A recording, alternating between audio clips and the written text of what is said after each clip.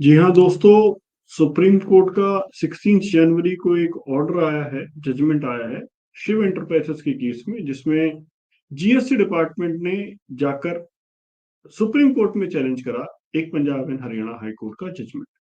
इस जजमेंट के बाद हाई कोर्ट के लिए थोड़ा मुश्किल हो जाएगा कि अगर आपकी गाड़ी पकड़ी गई, गुड कॉन्फिस्केट हो गए, तो उनके लिए रिट एंटरटेन करना और उस पर ऑर्डर देना थोड़ा मुश्किल अब हो जाएगा इस जजमेंट के बाद।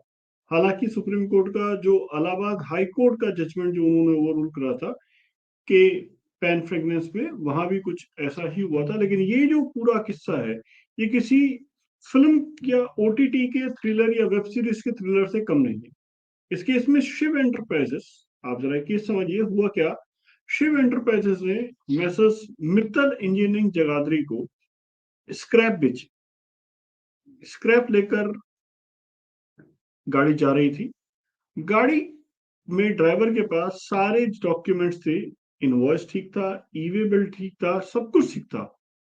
लेकिन तब भी जीएसटी डिपार्टमेंट ने इस गाड़ी को रोका और कहा कि हम आपके सप्लाईज को जेन्युइन नहीं मानते। उन्होंने गाड़ी को 30 अगस्त को इंटरसेप्ट करा। इसके बाद जब बाकी कार्रवाई हुई तो उन्होंने कहा कि साहब, जिससे आपने सप्लाईज ली हैं, बलबीर एंटरप्राइजेस, शिव एंटरप्राइजेस ने मित्तल को सेल करा। बलबीर एंटरप्राइजेस से उन्होंने परचेज दिखाई थी अपनी। उन्होंने कहा जिससे आपने परचेजेस ली हैं, उसके पास कोई परचेज नहीं है। यानी बलबीर एंटरप्राइजेस के पास कोई इनवर्ट सप्लाई नहीं है और वो केवल आउटवर्ड सप्लाईज में इन्वॉल्व है। इसलिए हम आपकी जो सप्लाईज हैं उसको जेन्युइन नहीं मानते और इसको डिटेन कर लिया। यहां पर इशू ये था कि क्या डिपार्टमेंट ने जब गाड़ी इंटरसेप्ट करी तो क्या उनको सिर्फ वही डॉक्यूमेंट्स देखने थे जो उस सप्लाई से रेलेवेंट थे, या आपने वो सप्लाईज कहां से ली हैं, इसको भी क्रॉस चेक करा जा सकता है, या इसको भी डिपार्टमेंट चेक कर सकता है। और इन्होंने यहां पर गाड़ी जो है सेक्शन 130 में गुड्स सीज कर दी। यहां पर उन्होंने कहा, एसएससी ने, शिव एंटरप्राइज ने पंजाब एंड हरियाणा हाईकोर्ट के सामने कहा कि जो कॉन्फिस्केट करी गई हैं यहाँ पर, जो कॉन्फिस्केशन प्रोसीडिंग्स लगाई गई हैं, ये कॉन्ट्रावेंशन में है, क्योंकि ये पूरी सप्लाई चेन को कवर कर रही है, जबकि पूरी सप्लाई चेन को कवर करने का कोई पावर 129 या 130 में नहीं है। उन्होंने कहा कि ये जो इन्वेस्टिगेशन है कि आपने कहां से परचेस करी, उसने पेमेंट करा है नहीं करा है, ये जो है प्रॉपर ऑफिसर की चेकिंग का काम है, ना कि जो अथॉरिटी है, मोबाइल स्क्वाड है, वो ये सब चेक कर सकता है। इसके बेस पर जब Punjab and Haryana high court में गए तो स्टेट जीएसटी डिपार्टमेंट ने वहां पर एक इन्वेस्टिगेशन रिपोर्ट सामने रखी कोर्ट के सामने, और उन्होंने बहुत सारे केसेस समझाए। उन्होंने पूरी इन्वेस्टिगेशन रिपोर्ट में कई नाम लिए कि इन लोगों ने कभी कोई सप्लाई करी ही नहीं है। आप ये जजमेंट देखेंगे तो डिटेल में उन्होंने दे रखा है। पंजाब से बाहर की भी उन्होंने कहा कि साहब, ये फर्म में इन्वॉल्व हैं इस तरह के कामों में, कि ये सारे के सारे फ्रॉड में इन्वॉल्व हैं। और इसीलिए चूंकि आपने बलबीर एंटरप्राइजेस ने कहीं ऐसी ही किसी पार्टी से सप्लाई ले रखी है बुक्स में, इसका मतलब, वो कहने का मतलब है कि उसने कभी सप्लाई ली ही नहीं। तो जब सप्लाई ली ही नहीं तो फिर वो आगे ट्रेडिंग कैसे कर सकते हैं।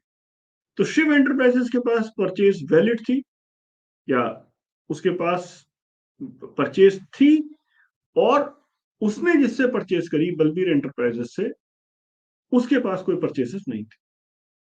डिपार्टमेंट ने इनकी बात नहीं मानी और 130 में इन्होंने सीज कर दी। एसएससी का कहना था कि सेक्शन 130 यहाँ पर इन्वॉल्व नहीं होता, और इसीलिए हमारी पिटिशन को एक्सेप्ट करा जाए, और ये जो आपने कॉन्फिस्केट करी है गाड़ी या गुड्स, इसको यहाँ पर रिजेक्ट करा जाए। क्योंकि डिपार्टमेंट की बार बार एलिगेशंस थी that they are trying, they have an intent to evade tax, विजर्विस विजर्विस शिव एंटरप्राइजेस का कहना था कि साहब मेरी कोई इंटेंशन टू इवेड टैक्स नहीं है, मेरे पास सारे वैलिड जो डॉक्यूमेंट्स हैं, जो मेरी गाड़ी जा रही थी उसके पास ई वे बिल, इनवॉइस, कहीं मिसमैच कुछ ऐसा नहीं है। और अगर ऐसा कुछ है भी तो इसको चेक करने की पावर प्रॉपर ऑफिसर की है। आप पूरी सप्लाई चेन को चेक नहीं कर सकते मोबाइल स्क्वाड, क्योंकि मोबाइल स्क्वाड ने भी जो इनके ऊपर पूरा केस बनाया उसमें इन्होंने कहीं से भी रॉन्गफुल क्लेम या error in invoice and in invoice, यानी डिस्क्रिपेंसीज डॉक्यूमेंट्स में कोई भी नहीं बोली गई। सिर्फ एक इन्वेस्टिगेशन रिपोर्ट थी जो कि एक अलग मामला था। इसके बाद हाई कोर्ट ने, Punjab and Haryana high court ने इनको रिलीफ दी। उन्होंने कहा कि सेक्शन 129 और 130 में कहीं भी ऐसी कोई पावर नहीं है कि जिसमें कि ऑफिसर बियॉन्ड द डॉक्यूमेंट जाए और चेक करे। तो अगर आप इस जजमेंट को आप देखेंगे तो यहाँ पर उन्होंने एक, इसके साथ साथ एक सर्कुलर था 2018 का, जब e invoice of procedure define था, तो उसमें भी उन्होंने कहा that there is no power to go beyond what is in documents.